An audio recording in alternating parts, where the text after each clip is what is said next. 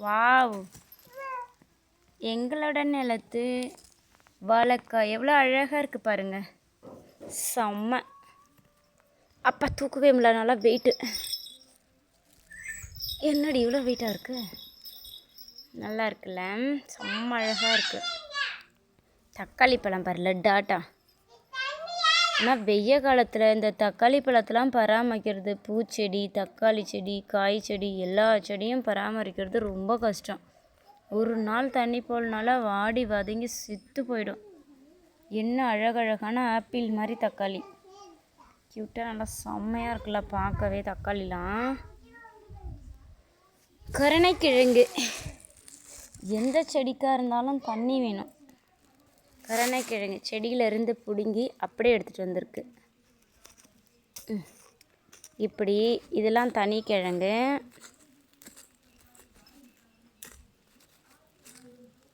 மூணு தரமாக வைக்கணும் இந்த கிழங்குங்களை. இது தனியாக வைக்கணும்.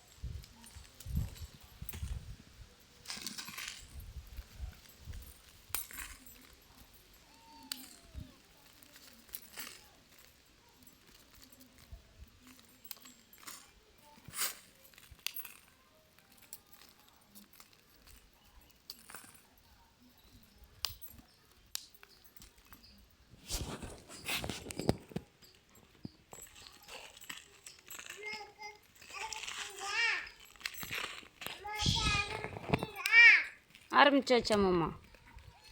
இதெல்லாம் அப்படியே வச்சா கெட்டு போயிடும். அதுக்கு தான் க்ளீன் பண்ணி அழகாக வைக்கலாம்.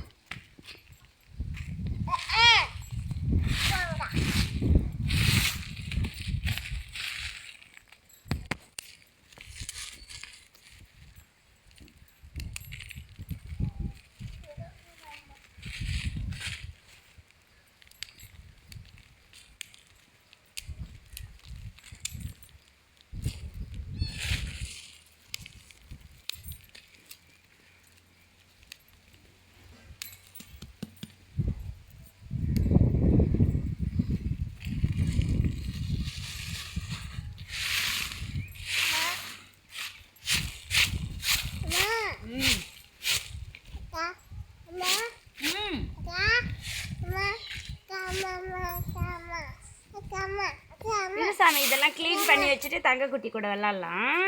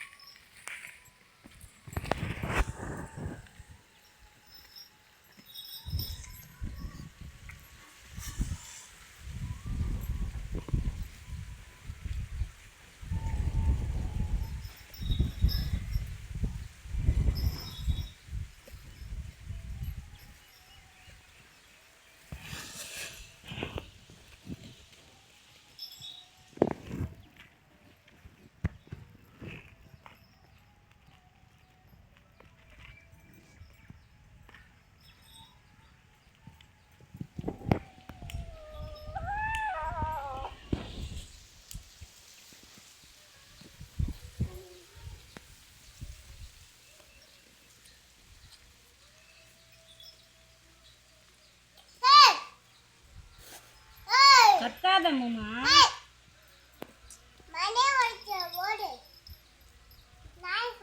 சரி சரி சரி சரிம்மா சரிம்மா.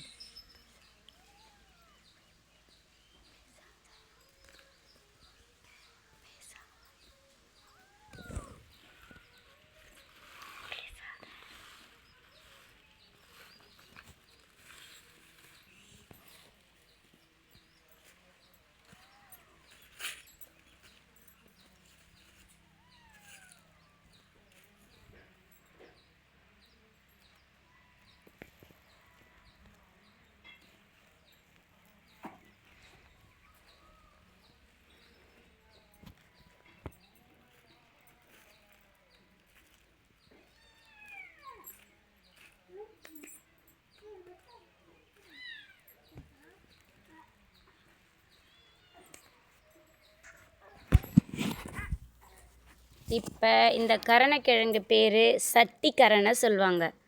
இது எல்லாம் ஒரே செடி கிழங்கு தான். இப்போ தான் புட்டேன். இது பேர் சட்டிக்கரணை. இது பேர் புடிக்கரணை சொல்லுவாங்க. புடிக்கரணை கிழங்கு சொல்லுவாங்க. இது பேர் குட்டிக்கரணை சொல்லுவாங்க.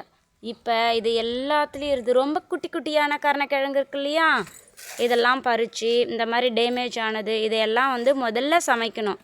ஃபஸ்ட்டு இந்த குட்டி குட்டியாக இருக்கிறதெல்லாம் சீக்கிரம் காஞ்சிடும் ரொம்ப நாள் வச்சா. அதனால் இந்த டேமேஜ் உடஞ்சி போயிருக்கு இல்லையா, இது கூட காஞ்சி வீணாக போய்டும். அதனால் இதை மட்டும் உடனே இப்போ சமைச்சிட்டு அதுக்கப்புறமா இந்த கரணக்கிழங்கு சமைச்சிக்கலாம். இதுவும் எல்லா இடத்துலையும் புட்டதுனால கொஞ்சம் டேமேஜ் ஆகும். ரொம்ப நாள் தாங்கும், 6 மாதம் 7 மாதம் தாங்கும். இருந்தாலும் இதை அப்புறம் சமைச்சிடலாம். ஒன்று ஒன்றா நிறைய இருக்குது. ஒரு நாளைக்கு 1 போட்டாலே போதும் ஒரு குழம்புக்கு.